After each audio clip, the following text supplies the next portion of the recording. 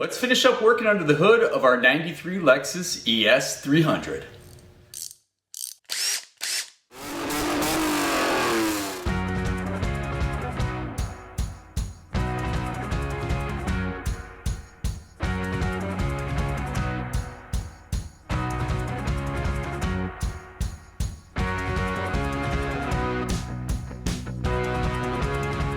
Welcome back to the Auto Obscure Garage. Chadwick with you again for another installment of Project Lexus Unicorn. That is our 93 ES300 with a manual gearbox, and that's what makes it rare. Today's episode is a continuation of last time's, where we're gonna get under that hood, do a couple things before we put it all back together. Spark plugs, wires. We're gonna do a new intake manifold gasket, new air filter, clean the throttle body, some really good maintenance items. And then we're gonna put it all back together so we have a regular looking engine bay, which would be fantastic. But this maintenance goes a long way, and you should be doing it if you have one of these cars. So let's get in the garage, get a little dirty. Time to get these spark plugs out of here. Have no idea the condition of them. Are they original? Who knows? I think these cars came with iridium originally. I like to do the regular copper style or platinums. You get better performance out of them. You have to change them more often, but good NGK coppers can go long enough, and I'd rather get that little bit of performance. And it's less cost prohibitive, which is cool. Here's what we're running, just NGK V-Powers. Part number on this is right there for those following at home. Gonna use a 5/8 inch spark plug socket. And let's go ahead and start with the cylinder right here and see what we got in here. Now these might have been done, or they might not have. What do you think, bud? Old plugs? You can talk.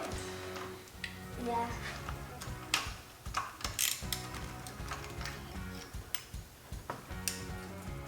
So we got a Denso plug here.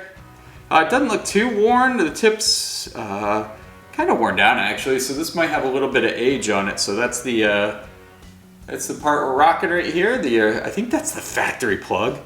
Looks pretty dang good. Doesn't look too ancient. Yeah, let's see what the other ones look like. Not a bad sign.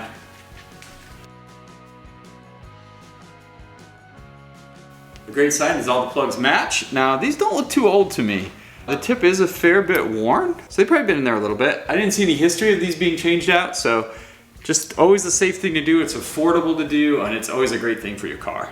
Now the gap on these vehicles is a .043 or .044. These NGKs that I showed you do come pre-gapped in that size. I checked them all and we're good to go. So we're just gonna install those. Here we can do a little side by side if you wanna look at a compare out. So yeah, you got the NGK-Rs we're putting in and then the Denzos right here. So yeah, the tip looks far healthier on ours. So let's go ahead and install them.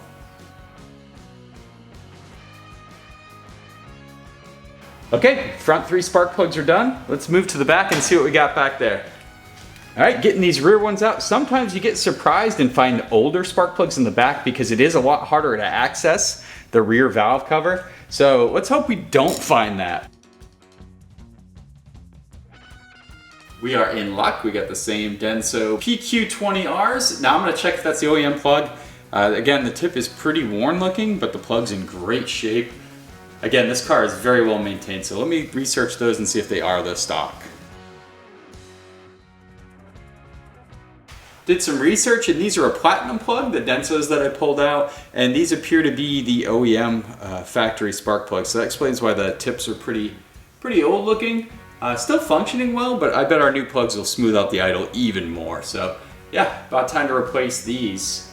Front and rear spark plugs have been replaced. Time to work on the wires. Going with the tried and true NGK blue wires on this.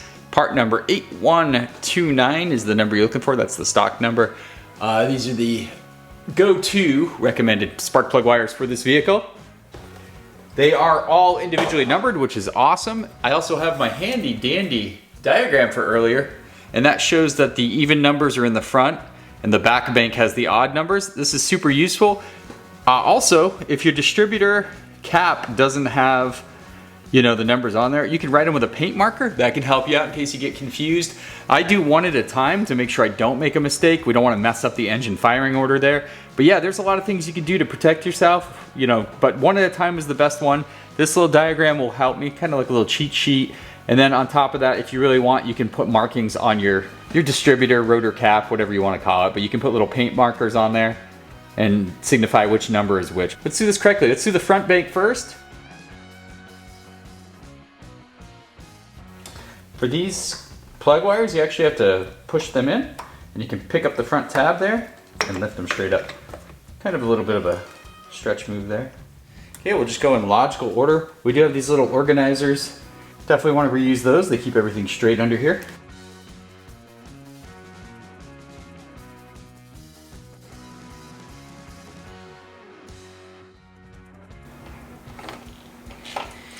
All right, we have all our plug wires on the distributor now. We can actually put them on the spark plugs. Let's see if we remember how that went. So it's 2, 4, and 6.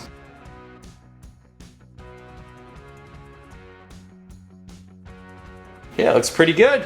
Front bank is complete. Time to move on to the rear. Okay, time for the rear bank. We'll start with number 1. We'll go far end.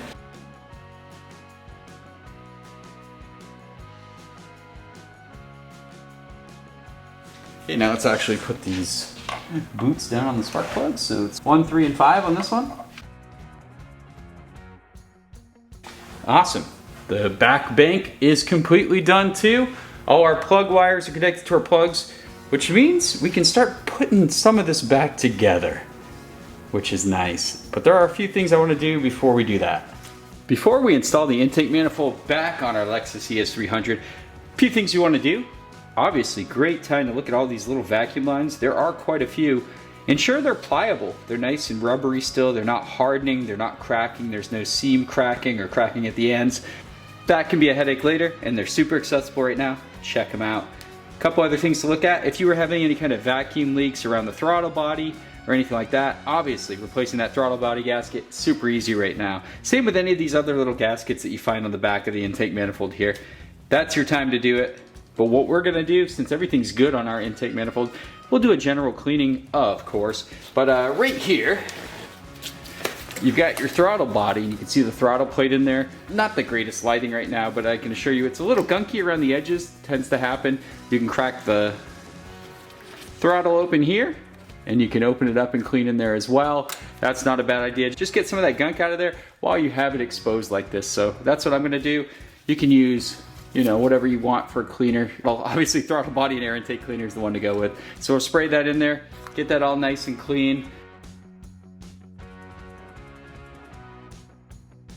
And I got in there pretty good. Got a good amount of that nasty, carbony, nasty stuff out of there, as you can see on my rag here. They can get pretty gunky right behind that throttle plate, right around the edges. So yeah, get in there and clean it up really good. Now, on most vehicles of this vintage, you would clean your MAF while you're in here, which is usually right here, held in place by 2 screws. And on this Lexus, you do see the 2 screws, but do not try to clean the MAF on this one. If you try to pull this unit out, there are soldered connectors that go under here, and they're never meant to be pulled out. There is no way to access any filaments to clean. So this is something you're not gonna wanna mess with. Don't try to do this. Don't undo these screws. Don't try to pull the MAF out. It's good to go as it is. If you do end up forcing it out and ripping all those connections, you're gonna have to resolder them by getting under this access panel. Not a good time. So yeah, key warning there. It looks easy, but don't be tempted. Before you even think about just slamming an intake manifold down on this engine, remember we've got some other items we need to connect before then, namely these fuel injector clips here that hold them to the valve covers. You want to do those bolts first, those little 10 millimeters. There's some other things you want to do. Obviously this radiator hose you want to route through, and make sure you get all your stuff on the back of the motor prepped here, because once you put the intake manifold on, you're not going to be able to access this stuff. So you want to make sure you thoroughly go over everything. This is where your labels come into play that we did earlier. Let's make sure we do this right. Okay, I think I've got everything. Everything's tightened down in its right spot. Remember this, we just kind of move out of the way. We're going to pull our tape off to open up our runners again and put our new gasket in. I think we're going to be ready to put the intake manifold in soon. So let's pull our tape. That prevented anything from falling down this beautiful V6.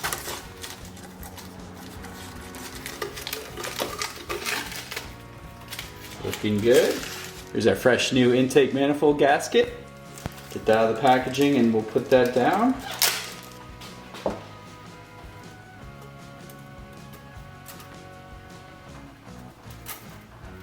Perfect fitment is exactly what we're looking for there. Now it's going to be time for the intake manifold. Okay, intake manifold incoming. Make sure you don't have anything in that gasket area that's going to block it. Let's set it in nice and easy here. And there we go. Now, before I actually tighten down the intake manifold, what I want to do is do all my connections so I have a little wiggle room here to work with to make that job easier. So at this time, I'm going to go ahead and connect everything. There's a lot to connect now. Let's get this old air filter out of here. Alright, I'm going to vacuum out this air box too before I drop the new filter in. New filter, we're going to go with a Bosch mutilated box, but still made it in one piece, so it's our new filter. Yeah, if you have any doubts, this air filter is just gnarly. Look how full these pleats are. Just full of goodies. Yeah, that's not bueno at all. So good thing we're slapping a new air filter in there.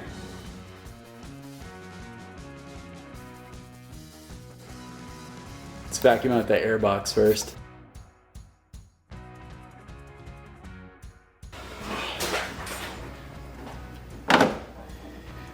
New air filter dropped in.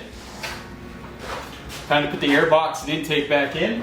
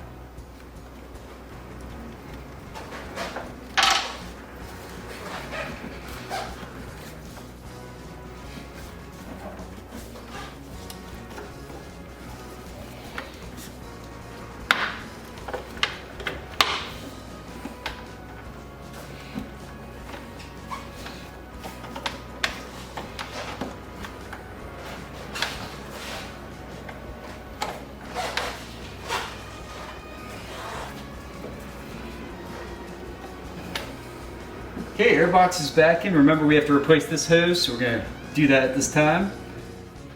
And as we complete all our connections and everything under the hood here, a little vanity cover here is kind of one of the last little holdouts here.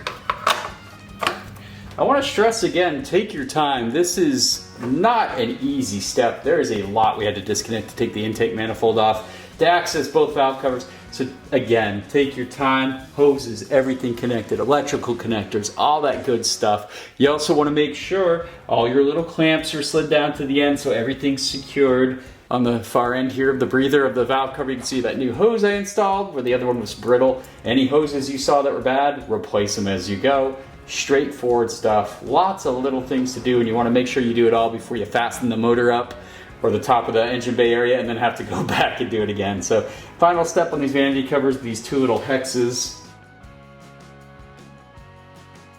Now I want to immediately get under here with some cleaners and clean all this up to make it perfect, but we still have to clean the undercarriage, and when I do that, usually I get a lot of splash up here, so there's no sense in jumping into this just yet. And we still need to do an oil change and a couple other little things, but this is complete again. We did a lot of work under here, guys. Both valve cover gaskets. We did the spark plugs, the wires, replaced some hoses, new air filter, and some other small stuff. Cleaned the throttle body, things of that nature. Along the way, this is great maintenance to keep this car running tip-top for many, many years, many thousands of miles to come. Underhood maintenance complete.